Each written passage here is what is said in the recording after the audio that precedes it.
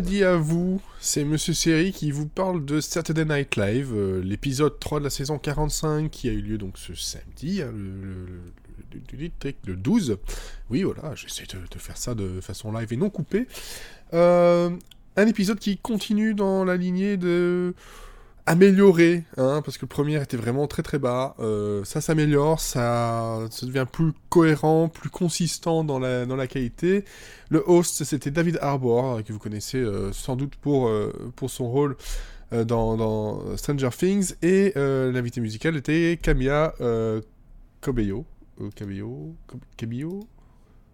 C'est pas un poisson. Non, c'est Camilla Cabello. Cabello, désolé, hein, je connais pas bien tout ça, moi, vous savez, je suis vieux. Bref.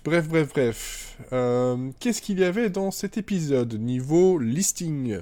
On avait, dans le désordre, on avait donc forcément le cold open qui était CNN Town Hall centré avec un Anderson Cooper joué par Alex Moffat du meilleur effet. On avait un sketch sur une grand-mère, des grands-parents italiens et une sauce. C'était un peu étrange. On avait le Weekend Update, forcément. On avait Peter, Paula et Murray, qui était une espèce de petit groupe de musique dans les années 60, dans une espèce d'émission de variété. C'était pas mal du tout. On avait une parodie du Joker, forcément, voilà, c'est dans l'actualité. Donc, ça s'appelle Grouch. On part du côté de 1 rue Sésame. On avait Court Show, où en gros Cecily Strong était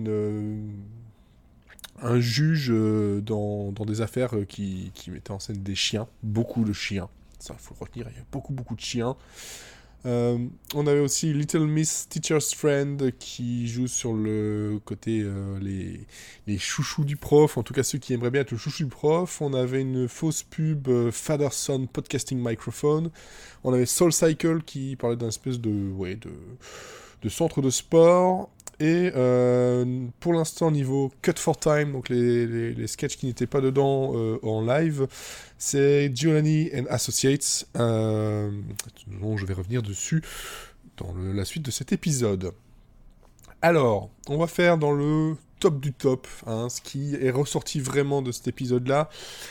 C'est clairement Grouch, donc la parodie du Joker, où en gros ils ont été chercher le personnage d'un rue Sésame, Sesame Street, et ils ont mis tout un tas, donc toutes les poupées en général, ici c'était des comédiens, et dans la vibe justement de The Joker, et c'était vraiment, mais alors top, le genre de choses que Saturday Night Live fait super bien. Les parodies de trailers ou ce genre de choses, comme il y avait eu Papyrus avec Ryan Gosling il y a 2 ans peut-être, peut-être même 3.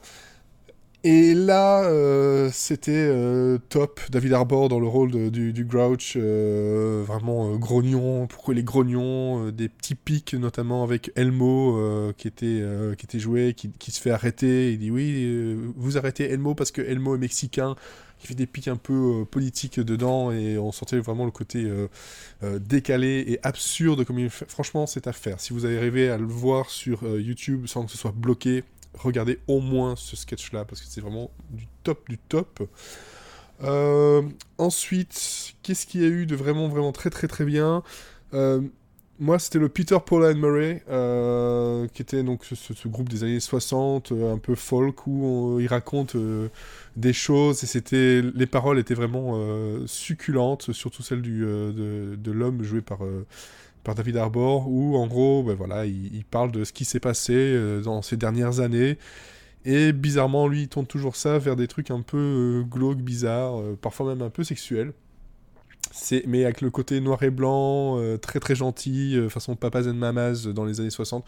C'était bien décalé, vraiment du top du top. Je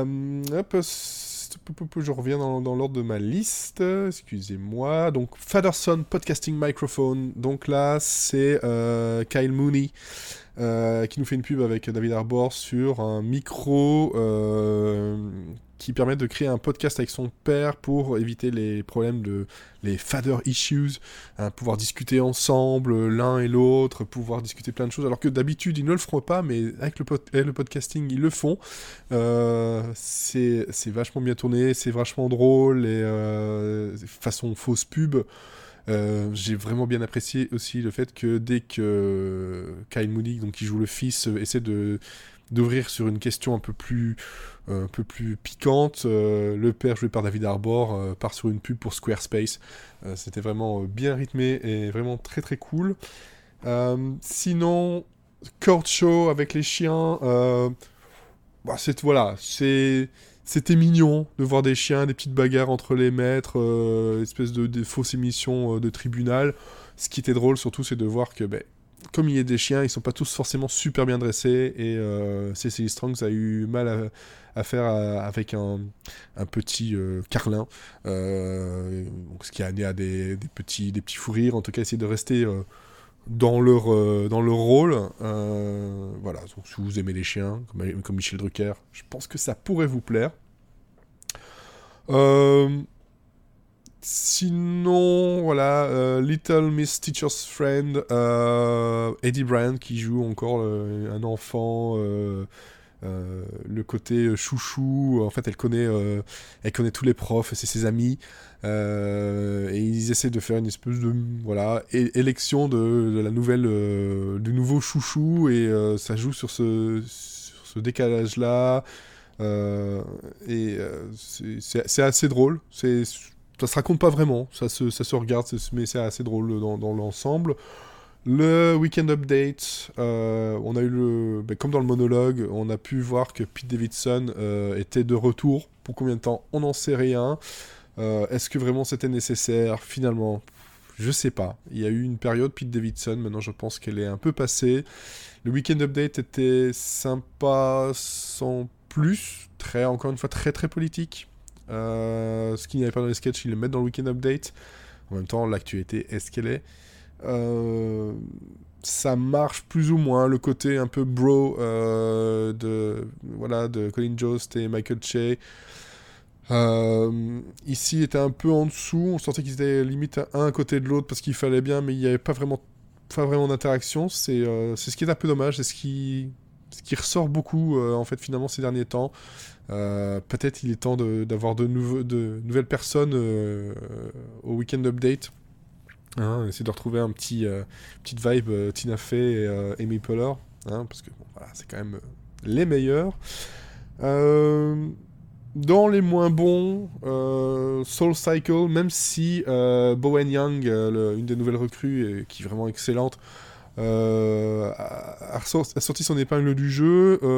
Ce truc de coach, de vélo, de sport, espèce de façon casting, avec des anecdotes plus ou moins bizarres.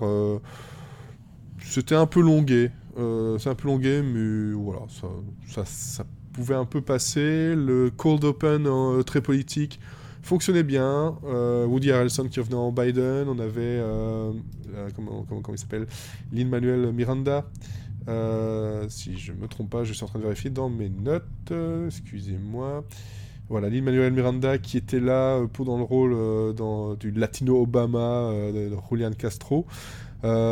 C'était vraiment très très drôle de voir ces moments-là, parce qu'au début c'était un peu faible. Kate McKinnon qui est stellaire, peu importe ce qu'elle fait, elle est stellaire, elle est complètement folle, c'est génial. Dans son rôle de Elizabeth Warren, elle se lâche totalement, c'est vraiment drôle. Au niveau caméo, on avait Billy Porter de Pose qui était là dans le côté... c'était un sketch très LGBTQ pour CNN. Et Colin Jost qui jouait le meilleur Pete Buttigieg. Façon un peu Playmobil, il vient de Harvard mais il sait pas comment mettre ses mains. C'est plein de petits pics très très politiques, mais encore une fois, je vais peut-être le dire à chaque fois, mais...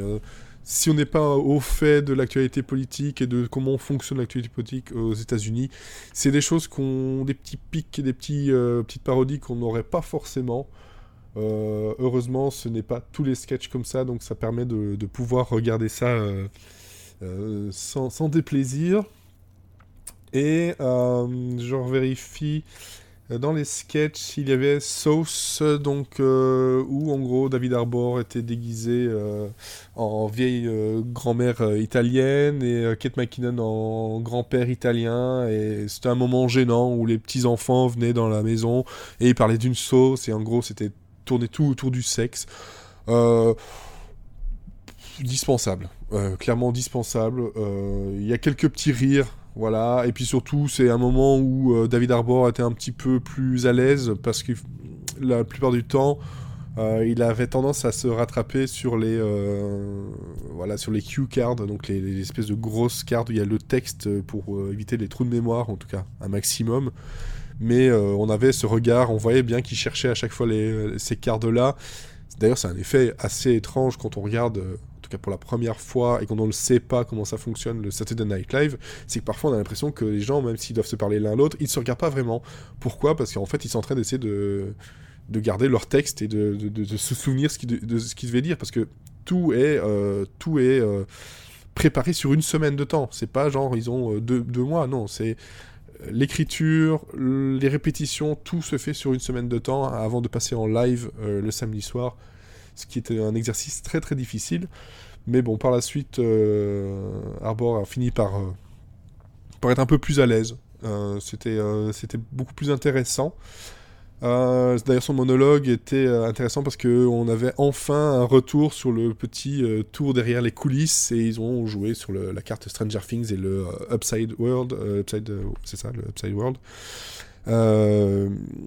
où on a pu voir donc Pete Davidson, on a pu revoir aussi Lorne Michaels, donc le producteur, créateur de Saturday Night Live historique, Kenan Thompson qui jouait le rôle un peu du pendant Upside World de Lorne Michaels. Est-ce que c'est un petit pic pour dire que c'est peut-être lui qui pourrait reprendre un peu les rênes de la production, remplacer Lorne Michaels? Est-ce qu'il serait remplacé? Il y a plein de rumeurs comme ça qui sont en cours. C'était sympathique, ça commençait bien le petit sketch, un petit clin d'œil avec Eddie Bryant et un clin d'œil à Barb, le personnage de Stranger Things. Et je pense que c'est tout. Je regarde, voilà. Ah oui, si, il y a le Cut for Time, qui est un sketch sur Rudy Giuliani, façon infomerciale, où il vend son cabinet d'avocat avec les deux personnes qui avaient aidé niveau russe à certains... Ouais, il y a eu tout un tas de trucs politiquement dernièrement où il y avait des personnes qui ont été arrêtées, qui auraient fait fuiter des informations, auraient été mélangées dans l'élection, dans plein de choses. Enfin voilà, c'est le bordel de l'impeachment de toute façon, et il joue sur cette carte-là, peut-être un peu trop sur le cliché, mais ça restait drôle. Je pense que c'est le sketch qui, très franchement, aurait pu se mettre à la place de Sauce. Mais peut-être que le côté politique a voulu qu'on leur dise non, on a déjà assez de politique dans le Weekend Update, on en a aussi dans le Cold Open. Donc maintenant, il faut essayer peut-être de régler un peu tout ça, de tout gérer. Mais bon, voilà, finalement, un épisode 3, vraiment de bonne qualité, un espoir pour la suite qui continue comme ça à prendre vraiment un rythme de croisière, de trouver les marques de chacun dans le cast. Oui, voilà, un bon épisode. À la semaine prochaine, j'espère que ça vous plaît toujours. N'hésitez pas à me laisser des commentaires, à réagir à ce que j'ai dit. Peut-être qu'il y a des sketchs que vous avez aimés et que moi j'ai pas aimé, et inversement. Voilà, et n'hésitez pas à partager autour de vous, faire découvrir Saturday Night Live au monde.